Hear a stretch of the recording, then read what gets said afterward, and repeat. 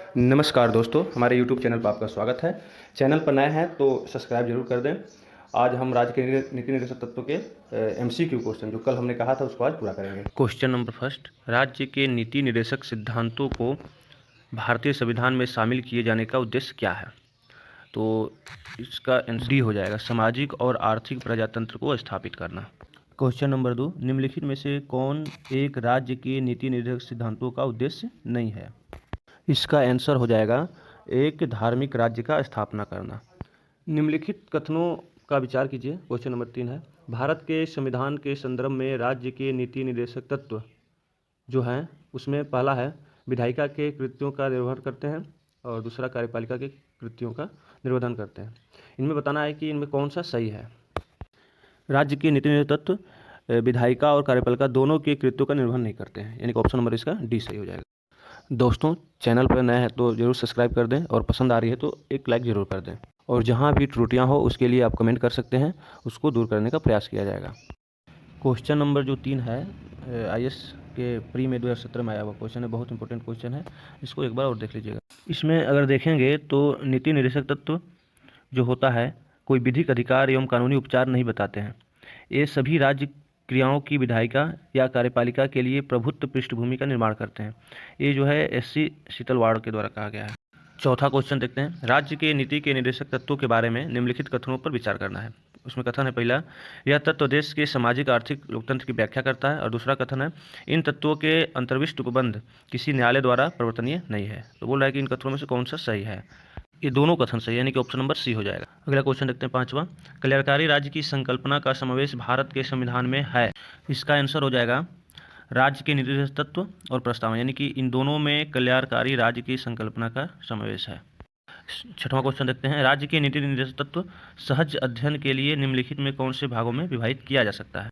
इसका आंसर सभी हो जाएगा, यानी कि इसको समाजवादी, गांधीवादी, उदार बौद्धिकतावादी के रूप में विभाजित कर सकते हैं। 7वां क्वेश्चन को देखते हैं, भारतीय संविधान में सम्मिलित नीति निर्देशक तत्वों की प्रेरणा हमें किस संविधान से प्राप्त हुई है। तो इसका आंसर हो जाएगा आयरलैंड। ये बहुत चर्चित क्वेश्चन है। अगले क्वेश्चन की ओर चलते हैं। 8वां क्वेश्चन को देखते हैं, राज्य के नीति निर्देशक सिद्धांत हैं। ऑप्शन ए वाद योग्य, ऑप्शन बी वाद योग्य नहीं। इसका आंसर बी हो जाएगा, वाद योग्य नहीं है। 9वां क्वेश्चन देखते हैं, भारत के संविधान के अनुसार निम्नलिखित में कौन सा देश के शासन के लिए आधारभूत है। इसका उत्तर हो जाएगा राज्य के नीति निर्देशक तत्व, यानी कि ऑप्शन नंबर सी। 10वां क्वेश्चन को देखते हैं, निम्नलिखित में कौन एक मौलिक अधिकार नहीं है।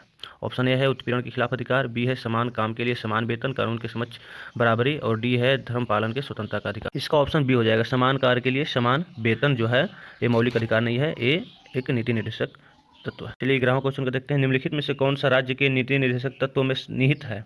ऑप्शन ए हो जाएगा अपराधों के लिए दोष सिद्धि के संबंध में संरक्षण, प्राण और दैहिक स्वतंत्रता का संरक्षण, सी अल्पसंख्यक वर्गों के हितों का संरक्षण, डी पुरुषों और स्त्रियों के समान कार्य के लिए समान। चारों ऑप्शनों में से जो लास्ट वाला डी वाला ऑप्शन है ये हो जाएगा राज्य के नीति निर्देशक तत्वों के अंतर्गत आता है, यानी पुरुषों और स्त्रियों दोनों का समान कार्य के लिए समान वेतन। बाकी जो सब है ये नीति निर्देशक तत्व नहीं है। 12वां क्वेश्चन को देखते हैं, भारत में निम्नलिखित में से किसके अंतर्गत पंचायती राज प्रणाली की व्यवस्था की गई है। तो ये इसका ऑप्शन हो जाएगा नीति निर्देशक, यानी ऑप्शन नंबर सी। 13वां क्वेश्चन को देखते हैं, निम्नलिखित में से कौन सा अनुच्छेद पंचायत के गठन के लिए राज्य सरकारों को निर्देशित करता है। बहुत चर्चित क्वेश्चन है, इसका हो जाएगा अनुच्छेद 40, यानी कि ऑप्शन नंबर बी। 14 देख लेते हैं, 42वें संविधान संशोधन द्वारा किस अनुच्छेद के माध्यम से श्रमिकों की प्रबंधन में भागीदारी सुनिश्चित की गई है। इसका ऑप्शन डी हो जाएगा, यानी 42वें संविधान संशोधन 1976 के द्वारा भाग 4 में अनुच्छेद 43A के अंतर्गत जोड़ा गया था कि श्रमिकों की प्रबंधन में भागीदारी होगी। क्वेश्चन नंबर 15 देखते हैं, भारतीय संविधान का कौन सा अनुच्छेद भारत की विदेश नीति से संबंधित है। ऑप्शन हो जाएगा डी, यानी कि अनुच्छेद 51 के तहत विदेश नीति दिखाया गया है नीति निर्देशक तत्व में। आज के लिए इतना ही दोस्तों, मिलते हैं अगले वीडियो में। तब तक के लिए नमस्कार, जय हिंद, और प्यार देते